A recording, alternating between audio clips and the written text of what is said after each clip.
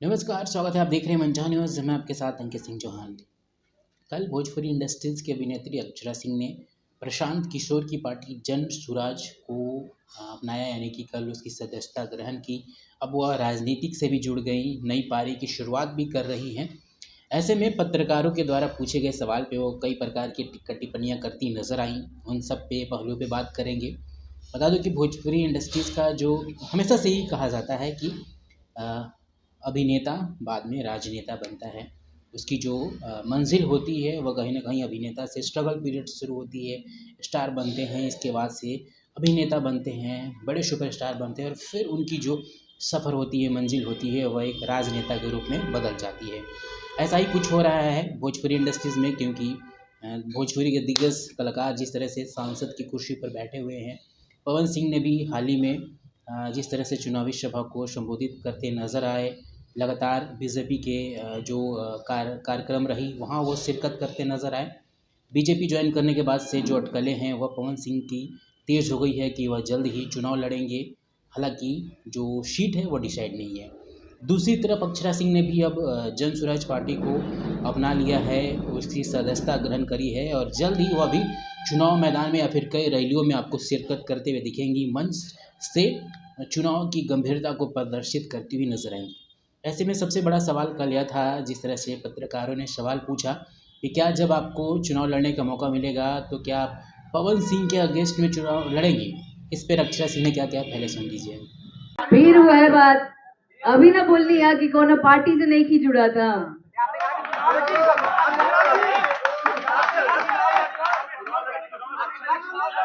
जी assurity तो कुछ भी नहीं है, आपकी भी नहीं है, हमारी भी नहीं है। कल क्या हो जाए वो पता है आपको? पॉलिटिशियन कैसे आप कह रहे हैं? मैंने आपको कहा कि मैं पार्टी से जुड़ी नहीं रही हूँ सर।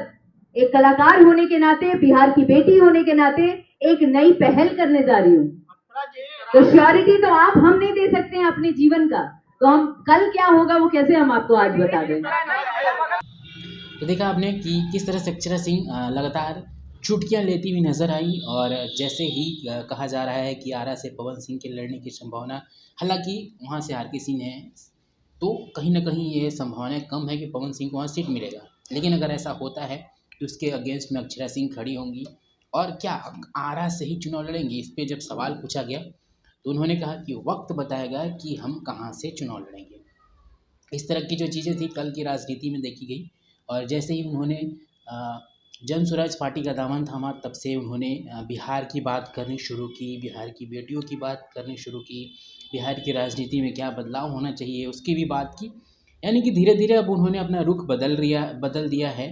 बिग बॉस से आती हैं, थोड़ा बहुत शोहरत पाने की कोशिश करती है, हालांकि उस तरह से फेम नहीं मिल पाता है बॉलीवुड में, लेकिन अब राजनीति का सफ़र उन्होंने तय किया है और जल्द ही वह बड़े चुनाव प्रचारों में नजर आएंगे। प्रशांत किशोर की पार्टी बिहार में पिछले कुछ सालों से लगातार एक्टिव है और उसका जो सीधा सा मकसद है कि जनता के पास जो आखिरी हक होता है सरकार के द्वारा हर एक हक को पहुंचाना, वो उनकी पार्टी के ऐसे कई स्लोगन हैं जो लगातार वायरल होते रहे हैं। प्रशांत किशोर खुद एक ऐसे कह सकते हैं राजनीतिक रहे हैं जो लगातार गरीबों के बीच रहे, उनकी दर्द को बयां किया, लिखा और आज वह जिस तरह से अपनी पार्टी बनाया उन्होंने, जल्द ही अगर समर्थन अच्छा मिला तो बिहार के कई सारे सीटों पे प्रशांत किशोर का कब्जा होगा। हालांकि ये राजनीति की बातें हैं, लेकिन फिल्म इंडस्ट्री से एक और अभिनेत्री का जो है वह राजनीतिक करियर शुरू हो गया है। अक्षरा सिंह ने शुरुआत करी है।